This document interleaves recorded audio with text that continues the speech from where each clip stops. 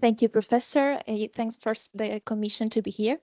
Today, I'm going to discuss my thesis entitled The New Paradigm in the For-Profit Dimension, the Benefits Corporation. Okay. As an overview of my presentation, As an overview of my presentation, I'm going to give a short introduction as a background of what will be discussed later in a deeper way. We will start with the context of change, so what's at the base of this paradigm shift in the entrepreneurial context. We will analyze the first sector as a groundwork for hybrid organization, and then we will start with the definition of benefit corporations as they were born in the United States, and then as they were born in Italy. So we will analyze the legal framework in Italy, especially in terms of accountability and reporting practices. Then we can come up with the business model of benefits corporations and with a comparison between benefits corporations and certified B corporations. A case study will be then analyzed. So first of all, benefits corporations represent a departure from traditional business model where the idea of sustainability and responsibility are going to replace the traditional ideas of profit maximization. So benefits corporation represent a shift in the corporate philosophy where the idea of shared value is going to replace the idea of a mere profit maximization goal. So in particular, so the traditional business model, which are for-profit centered and shareholder centered, are seen as no longer sustainable in the face of global challenges such as poverty, social inequality, resource depletion.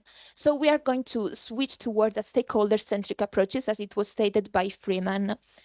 In particular, as a theoretical background, we should talk about the concept of shared value as it was outlined by Professor Faraci, which was promoted by Porter and Kramer in an article published in the Harvard Business Review in 2011. So the idea of shared value can be defined as the idea of creating economic value while at the same time creating value for the society, addressing its needs and challenges. So output of the new entrepreneurial context are new kind of organizations that we can define as hybrid organizations, such as the benefits corporations that we're going to analyze. But first of all, what's the context of change? So what's at the base of this paradigm shift in the entrepreneurial context?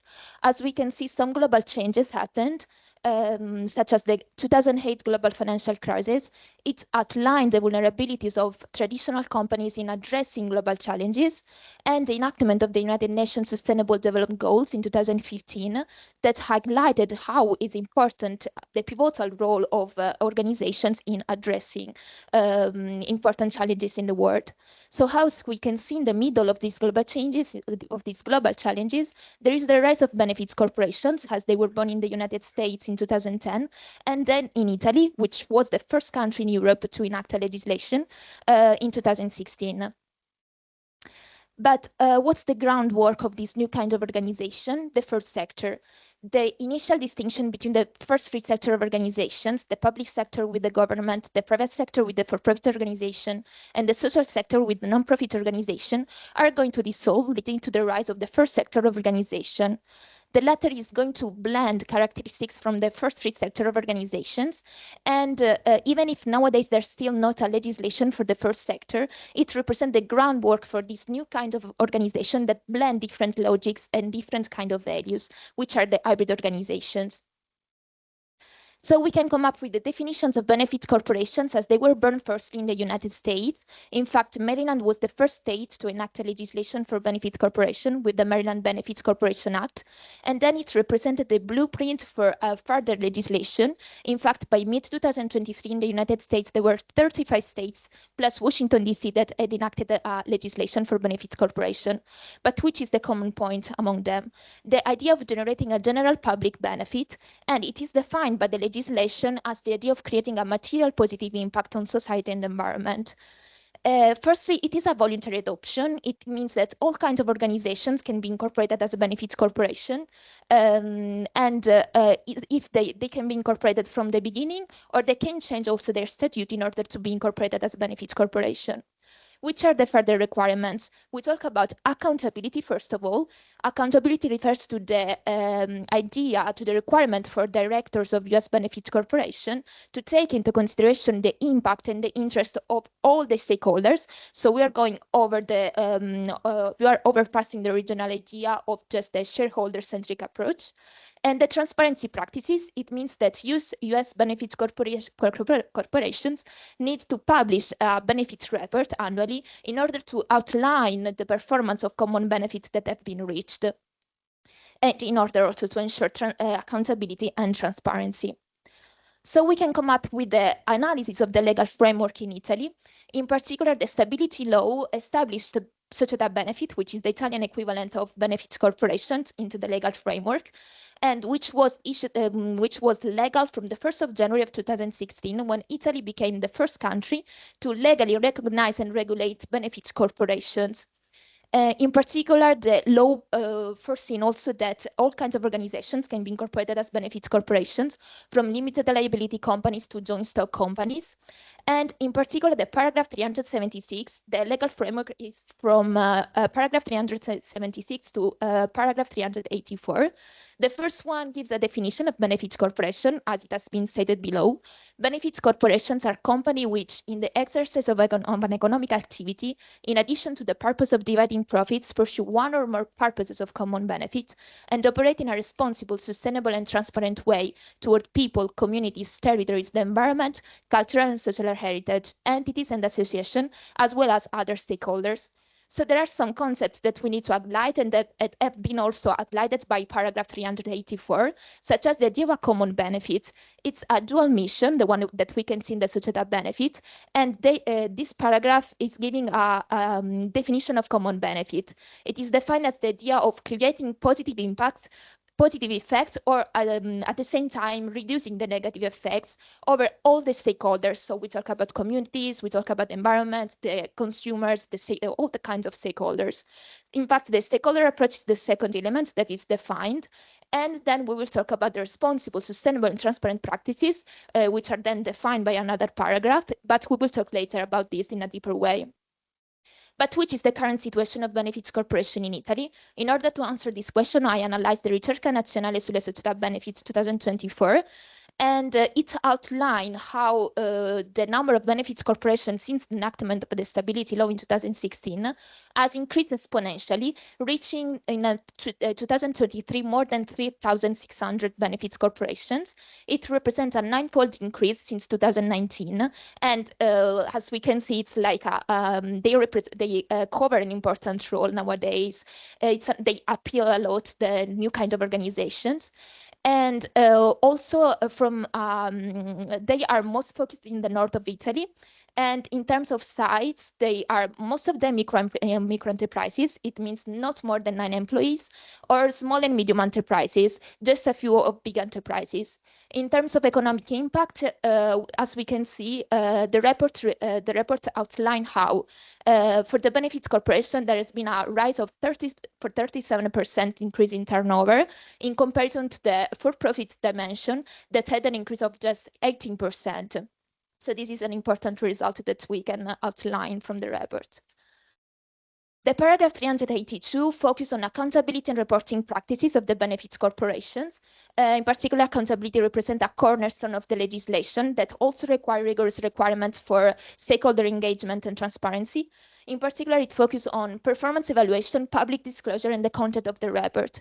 In terms of performance evaluation, the performance of the benefits corporation in Italy are self-declared through the publishment of the annual benefits report, and then they are assessed through an internal or external body, and through against a third-party standard, which are also outlined in the legislation.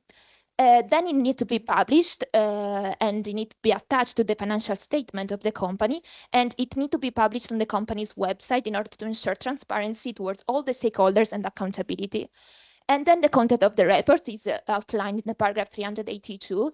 In particular, in the report needs to be outlined the actions that have been undertaken in order to reach the goal of common benefits, a description of the goal of common benefits. Then they need to be evaluated both in terms of positive effects and negative effects. And then a forward-looking section needs to be outlined. So in order to outline the future objectives that want to be reached of common benefits.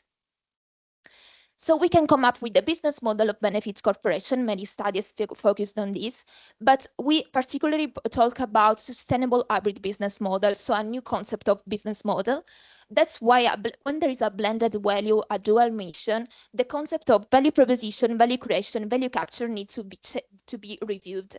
In fact, for the benefits corporations, when we talk about value proposition, we talk about economic, social, and environmental impacts.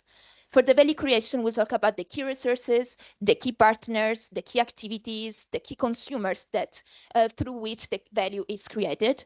And when we talk about value capture, we don't talk anymore just about the monetization of the activity as it was for profit companies, but we talk about the impact that has been generated over all the stakeholders.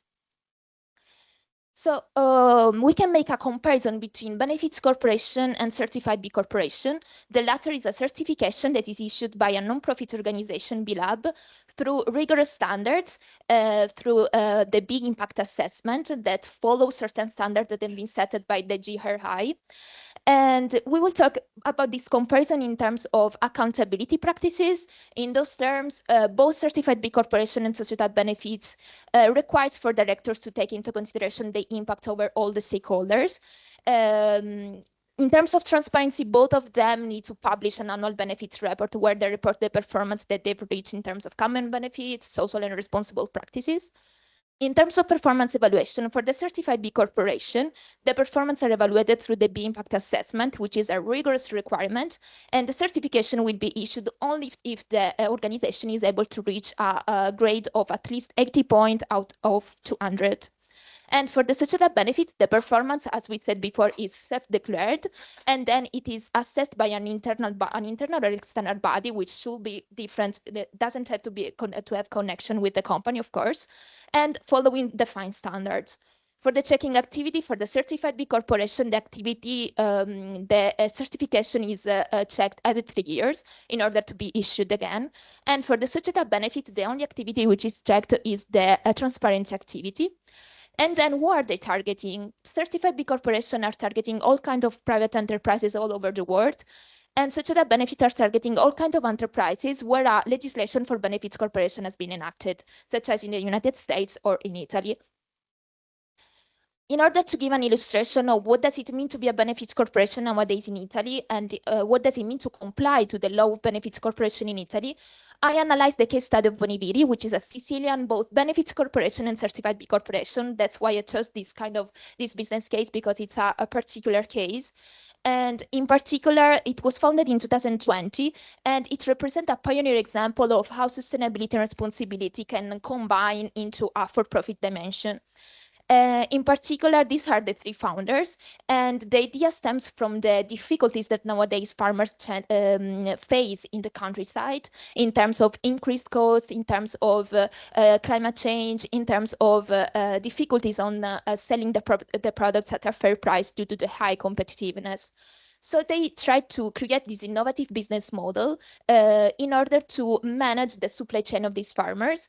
They create this simple business model that starts from the idea of purchasing the products from the farmers at a fair price, and then at the same time, the farmers will commit themselves in reaching defined goals in their supply chain in terms of sustainability and responsible practices. So as a benefits corporation, they need to publish an annual benefits report that they try to analyze in order to see if Boniviri comply with the law for benefits corporation. In fact, empirical evidences outlined how in Italy benefits corporation don't comply at all. They don't comply for 100% to the legal requirements of Italian benefits corporation.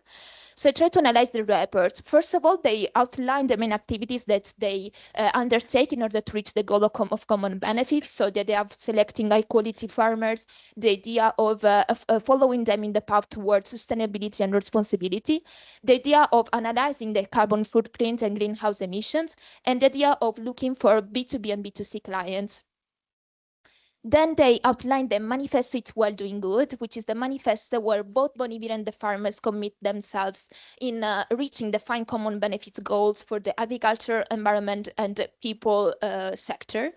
And then they outlined the goal of common benefit as it was required by the legislation. So they described the goal of common benefit that want to reach and the activity that had been undertaken, and also finally the results that actually they had, both in negative and positive terms. The first goal refers to the idea of safeguarding small agricultural enterprises in order to make them more prosperous and sustainable. In fact, they did some interview with the farmers, and they outlined that Boniviri helped them to be more sustainable and to appear more in the social media and in the economy. And Boniviri outlined also how many purchases of goods they did from the farmers in order to be transparent and to show how they comply with their idea, with the goal that they wanted to reach. The second goal, I think, is the most important, because here we can see how Boniviri comply with the Italian framework for benefits corporation, being accounting inside the director to the goals that they want to reach, and also for the transparency. Because here Boniviri wants to create products that are eco-friendly and of quality. And in particular, they outline in the report how the greenhouse emissions increase in comparison to the previous year. That's why they also explain why, which is also a requirement of the Italian Benefits Corporation legislation. They explain why, because first of all, they increase the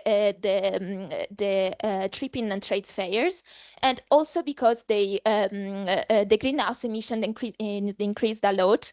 That's why they, at the same time, in order to balance these negative effects, they purchase certified carbon credits, which is also a requirement of the Italian legislation. When a certain corporation overcome the greenhouse emission, the amount of greenhouse emission, they need to buy some credits in order to balance the situation. So this is the most important part, because we can see how Boniviri has been transparent in order to outline the negative effects that they had, and also the actions that have been undertaken in order to overcome them. And also they took a step forward in order to create products that are more sustainable and they can reduce the carbon footprint by 20%. The third goal refers to the idea of putting together the world of consumers and the world of farmers.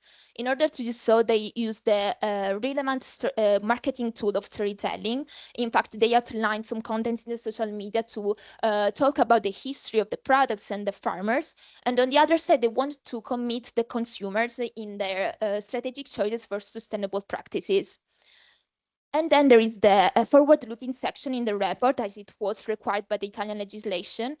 So they outlined the objective of common benefit that they want to reach in 2024, in terms of creating a sustainable event for restoration, having at least 2 meetings with the farmers every year, and updating the impact map, and giving to the farmers partners also an important tool for the evaluation of their sustainable practices. So therefore, Boniviri outlined in its report what has been done, what can be done better, which are the negative effects, and what has been done in order to overcome them. Therefore, we can say that Boniviri can be identified as a benefits corporation complying with the Italian law for benefits corporation, and an example that will improve its activity thanks to its commitment and future commitment to social and responsible practices. Thank you all for the attention.